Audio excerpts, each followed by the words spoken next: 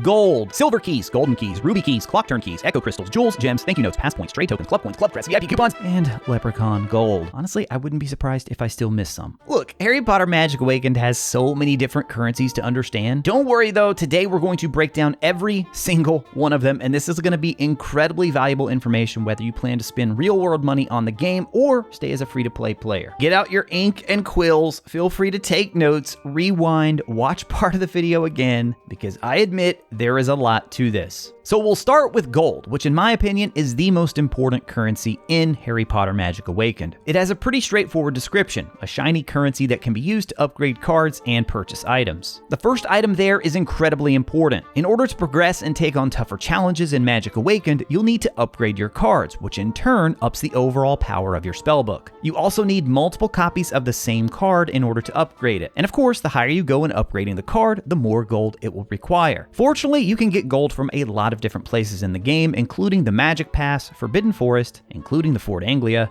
daily tasks, and dueling. And a quick note on the Magic Pass, that does include the free version of the Magic Pass as well. So the top row of the pass, all players have access to that. You can also use gold to buy a variety of items in the daily shop, including a legendary card for 20,000 gold. Probably not worth it unless you somehow have a ton of gold lying around, mostly because you want to be really careful with how you spend your gold. It is going to take so much gold to level up your cards. I strongly advise you guys to choose wisely which cards you decide to upgrade. Focus mainly on upgrading the cards that you enjoy using in your Forbidden Forest runs or dueling, because that's where it's really important to have higher level cards. The UI of the game almost encourages you to fully upgrade every card you can, but again, I do not recommend that. Make sure you have a good understanding of the game and which cards play well with the echoes you have. The echoes are basically like a special ability for your entire deck. And speaking of echoes, let's talk about another currency, echo crystals. This is one area where the game really does not do a great job at explaining the best way to upgrade your echoes. The description for echo crystals simply says that they are brilliant crystals that increase the effects of your echoes. They're obtained from the Forbidden Forest or echo conversion. Now you may think the primary purpose of these crystals is to use them to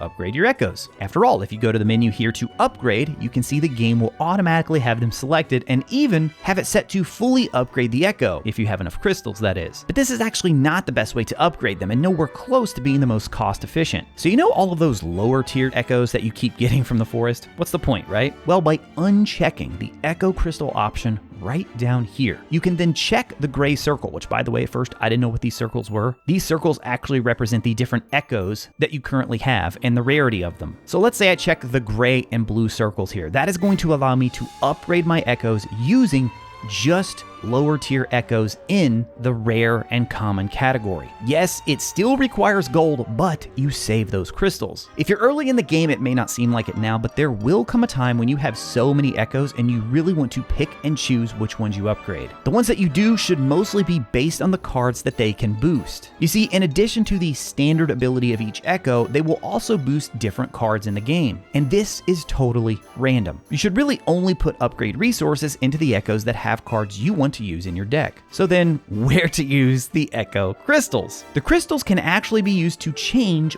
one of the boosted cards. Again though, it's all up to RNG which card you get. And on top of that, the cost of changing one of those boosted cards, it increases each time you do it. Oh, and the price jumps even more if you want to change more than one of the boosted cards. So yeah, lots and lots of echo crystals will be required if you want to change these out. This is why it's so important to focus on upgrading the echoes that already have at least a few cards you like, and don't waste your resources on ones that don't. So you can really think of the echo crystals as the currency that can take some of your favorite echoes and make them just a little bit better by giving you a different boosted card. All right, now, how about we talk about the cards? How do you get more of them? This is where keys come into play. We'll start with silver keys, which grant one basic study attempt. You can get these from the Magic Pass, daily tasks, Forbidden Forest, and Dueling Club. There's also an option to purchase them with gems, but it's probably not the best value. You'll find the basic study option each day in the shop under the magical study section. One silver key will give you 2 random cards of the epic rarity or lower, and you're guaranteed to get an epic card at least every 30 draws. The game even keeps track of it for you right here. On the right, we have the advanced study section, and this is where you can spend your golden keys. Now with the golden keys, you have a chance for mythic, legendary, and dark cards. You're guaranteed one of those every 20 draws. You get these in the same way as silver keys, but of course they're harder to get because they yield better rewards. Keys can also be spent one at a time or or stacked to spend multiple keys at once. And from what I can tell, there's really no reason to save silver or gold keys. Unlike gold, you can pretty much use these keys as soon as you get them to get better cards. Now I should also add another way to get keys is through various quests, reaching certain milestones, and also making sure you keep an eye out for limited time events where keys can show up as rewards. Not so fast though, there's also ruby keys, and these ruby keys are tied to special events. At the time of recording this video, they can be used in the season exclusive Gluttony Whelp event as well as the special enrollment deal event. You can only get ruby keys by buying them with gems or getting them through special events. There's one currently ongoing where you can progress the yearbook stories to claim up to 30 ruby keys. What's unique about ruby keys is the events will have a special weight for a certain card. For example, right now the enrollment deal card pool gives you a higher chance at the mythic Ron Weasley card, whereas the season limited event gives you higher odds of the baby Antipodean Opali card. Oh, and I almost forgot, clock turn keys. These keys are used to take a spin of the mystery wheel. Now I got 2 free keys to start from some special event thing. I think everyone gets that, but then after that you'll have to buy more of them with gems. The mystery wheel items contain a few standard items like silver keys, golden keys, but also rare items like special clothing, a snowy owlet, a wand skin, and a decor dream box. And we've mentioned gems a few times already here, so let's go ahead and break that one down even further. Gems are described as a precious currency that can be used to purchase rare items and services. They're obtained through the Magic Pass, daily tasks, solo exploration, and dueling club. You can also buy these using another currency that requires real-world money, but we'll get to that one in a second. Gems actually pop up quite a bit in various bundles in the shop. They can also be used to buy other currencies such as gold or keys. Now we've covered quite a few currencies so far, but we've yet to talk about real-world money. After all, this game is free to play and does rely on microtransactions to make a profit. That is where jewels come in. Jewels are a pinkish purple gem only obtainable with real-world money. They can be used to buy booster packs containing keys and gold, or you can use them to purchase gems outright. All right, we are in the home stretch now, I promise, guys. Let's go rapid fire here and knock out a few of the easy to understand currencies. We have pass points, which are earned by completing daily tasks and leveling up your Magic Pass. Madam's coupons, which can be used to get discounts at Madame Malkin's and Diagon Alley. These come in 2 variants. First is the student coupon, which grants a 10 gem or 100 gold discount on all items except alternate version outfits. Then we have the VIP coupons, which are good for a 20 gem discount on alternate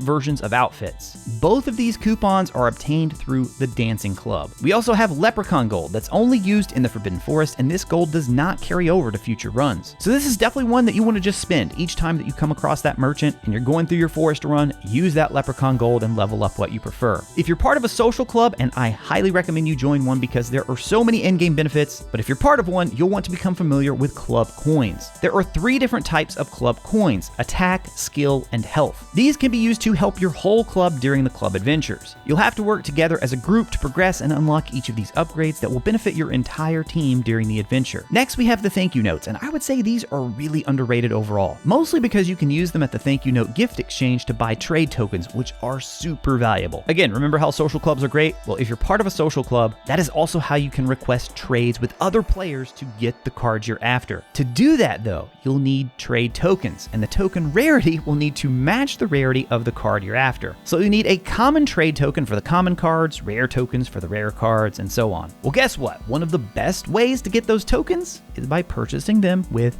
thank you notes. There is an additional way that you can get tokens by using club crests, and these are earned each time you complete the club adventure activity. So what's great about these thank you notes is that you can grind up to 50 of these each day, and all you need to do to get them is help others through the Forbidden Forest. You can keep grinding these even after you've done your daily forest runs for keys, and you'll want to try and get at least 50 in a month. I know I said you can get 50 in a day, but man, that's a lot of game time. Just make sure you at least get 50 in a month though, so that you can buy the legendary trade token. This token enables you to make a legendary trade, but you can only buy one of those trade tokens each month. But then of course that also requires you having an extra legendary card that you're willing to trade someone else. So how exactly does trading work? Well, I think that requires another video. In fact, I've already made one for you. It's here on the right side of your screen now. Check that one out next, guys. Let me know if you have any other questions about the currency. And as always, thank you all so much for watching. I'll talk to you again soon.